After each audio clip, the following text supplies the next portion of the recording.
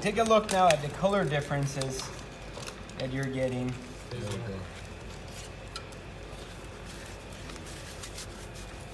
So I want you guys now to really observe the difference between these two and look for interesting things on the bolt that wasn't there before. And I'll put out a virgin bolt.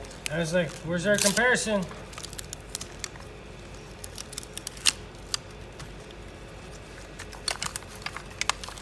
So let's talk about the different things that you guys see. It's got a washer. It grew a washer. Okay, so tell me about what you see if you compare these two to one another. Well, this one is all flaky because you can see that when the air hit it, how it changed it. And then this one, you can see it pretty much looks the same still. Yeah.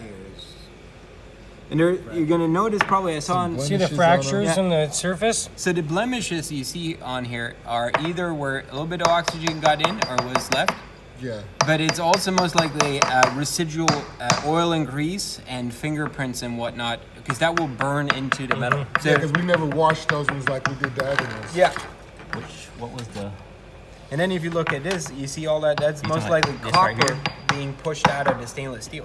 The green. Is that what he's talking about right Yep. there? And that's exactly what it looks like. It looks like a fingerprint to me. Yeah. That's very cool. So what? So if you look at this, then you see all, which was most likely oil or fingerprints on the surface here, and that's got burnt into the surface because it was still as hot on the outside, but you never had the reaction with the oxygen.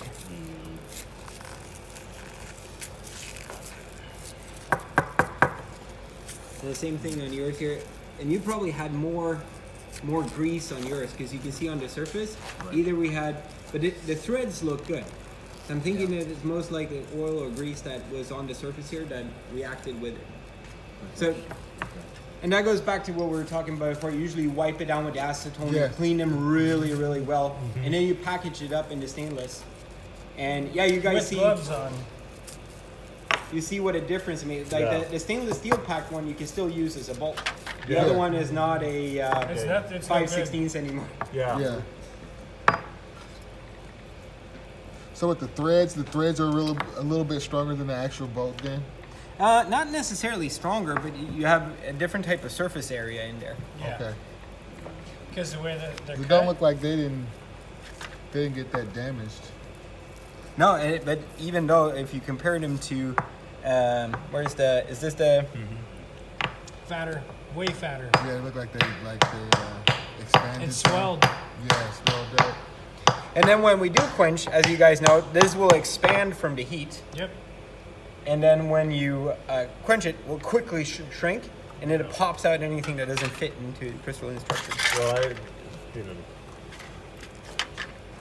if you went and smacked on this with like a hammer or something, they'd probably crack The open. threads would crack open. Yeah, like that.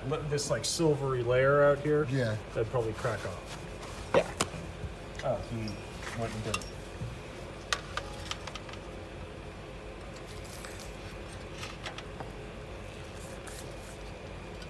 Neat. So, since you guys are here anyways, even though it's not your lab day, somebody grab me a file. Oh, yeah.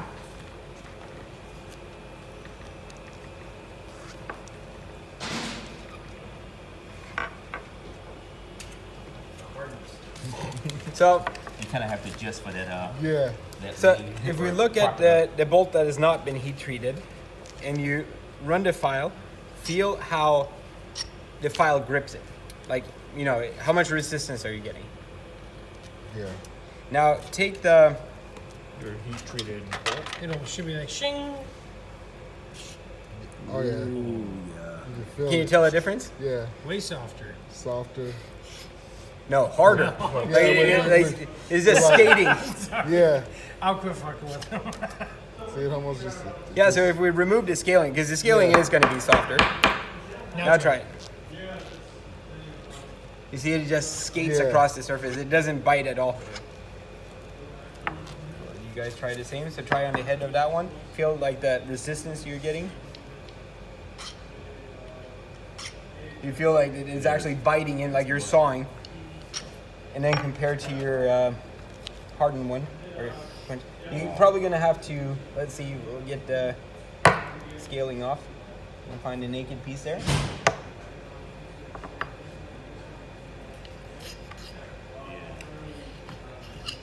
Yeah. And you can hear it all. It's like, Yeah, like I just skidded across. So if we knew how hard that file was, Yeah. we'd have an idea of how hard the bolt is. We Yeah. know its lower limit on hardness. Yeah, Yeah. that is going to be harder than this. Yeah.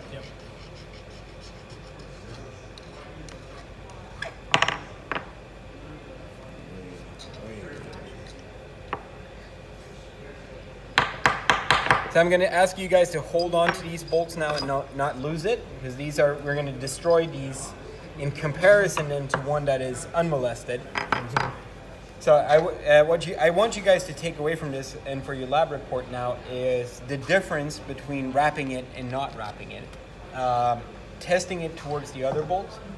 And I mean, as you can see, like quenching is no good to us if this is the result that we get. We would never be able to make high strength fasteners, for example, if we couldn't package this. A blacksmith can never create something like this, and especially not at the volume of bolts that we're creating. So it's also something to reflect over next time you go and pick up, let's say, a grade 8 bolt, which is a really good one, and it's $2.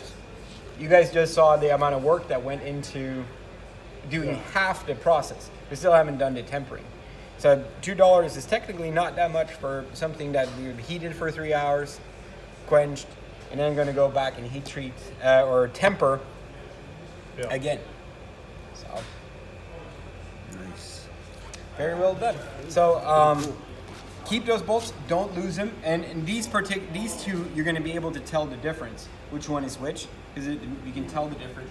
You got to be careful though, so we don't mix it up with the one that is annealed. Okay. And then the tempered Do we one. have like chalk?